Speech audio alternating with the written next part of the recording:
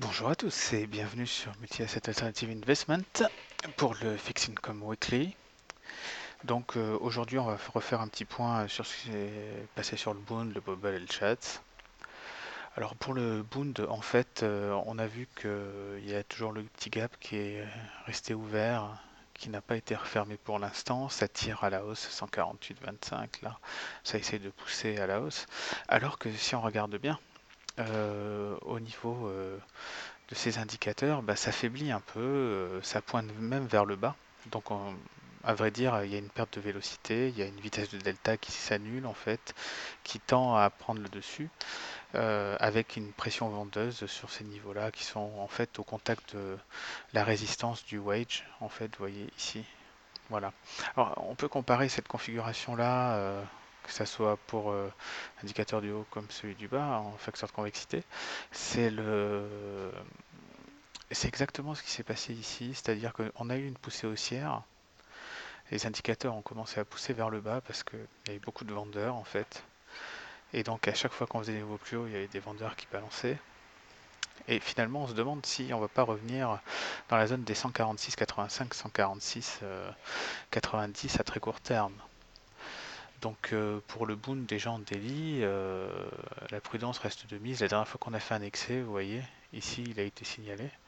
C'était vraiment à ce niveau-là, on a eu après une phase de consolidation due à un rolling down au mois de mars.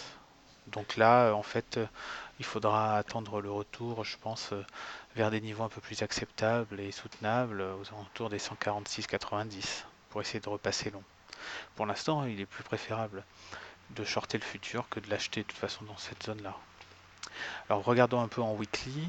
En weekly, en fait, on voit que le Bund aussi depuis le début de l'année 2012, dans un range compris à peu près donc entre 137 et 147.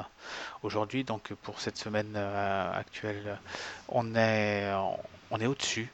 Alors on pourrait dire que on a cassé à la hausse donc le rectangle de consolidation intermédiaire de la précédente hausse qui se trouve ici, qui a démarré en janvier 2011 et qui a pris fin en février 2012.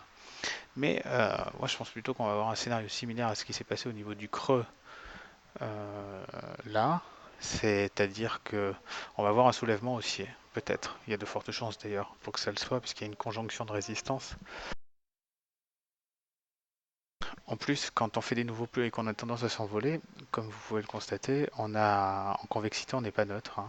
Donc on a du slope, on a de la pontification avec un écartement de la vitesse de delta, ce qui fait qu'on a tendance vraiment à aller de l'avant. Or là, c'est plutôt le contraire, c'est-à-dire qu'on a un tassement, en fait, on a une convexité qui est plutôt neutre et on a en plus, on n'est pas directionnel du tout en fait. Donc voilà, donc pour le Bund, ça sera, je pense, une opportunité de shorter encore une fois dans la zone des 148, 148, 40, avec des objectifs plus raisonnables à 146,90, voire 145,10. Voilà. Donc on va passer maintenant sur le 5 ans en daily. Alors le 5 ans, lui, c'est une configuration qui est un peu différente. Il y a beaucoup de gaps de roll, mais il y a un gros gap béant qui n'a pas été refermé entre 126,96 et 127,40. Il se trouve ici, entre les deux traits. En plus, on ne cesse de décroître en termes de vélocité de delta, alors que le bubble monte et fait de plus en plus, fait de nouveau plus haut. Donc on peut considérer ça presque comme une divergence de sentiment, hein, d'ailleurs d'appréciation sur le 5 ans. Donc là aussi, dans la zone des 128,40, on peut commencer à construire une position short avec ces slopes négatifs, là, le fait qu'on soit déjà en négatif, ça fait penser à cette période-là d'avril 2013, où on a plongé dans le négatif, essayé de retenter en fait d'inverser la vapeur et de ressortir par le haut au-dessus des 127, puis en fait on a plongé violemment, et en plus c'était pratiquement la même période qu'actuellement. Donc méfiant sur le bubble, sur ces zones-là, c'est pas des zones d'achat. Alors en weekly, ça se confirme avec une divergence bien nette en fait sur un des indicateurs.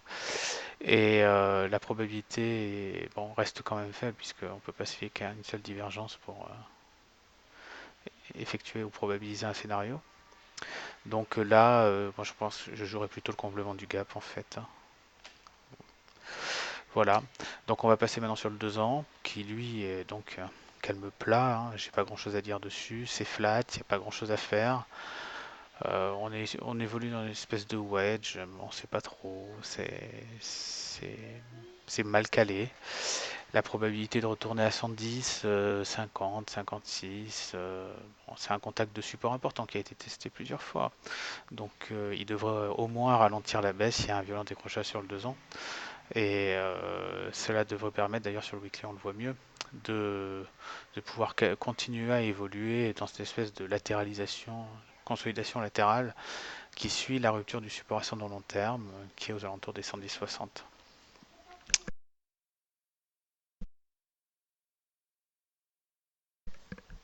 À ce niveau-là, donc là, pas grand-chose à faire. On peut essayer un peu de shorter le chat. Bon, il y a quand même eu un parcours assez important, hein, quand on regarde historiquement son parcours. Bon, c'est pas mal du tout.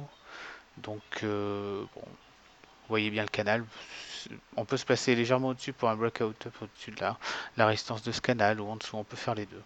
Sur les dérivés, vu la teneur du chat, on peut vendre des poutres et des cols en haut et en bas. Enfin, c'est pas, c'est vraiment très plat, il n'y a pas grand-chose à dire. Voilà. Donc ce petit tour d'horizon, j'espère vous a plu, j'espère que ça va vous aider dans vos décisions. À partir de début août, je pense que vous pourrez avoir une référence portefeuille. Je vais restructurer le portefeuille suivant les signaux que je vous donne à chaque fois. Comme ça, vous pourrez suivre en temps réel la pertinence des signaux et comment construire les positions, qu'elles soient longues ou short, et voir un peu la tactic allocation en fait qui en découle, que ce soit en termes de pondération ou en termes de risque, de VAR, euh, voilà, donc ou de co-intégration du risque.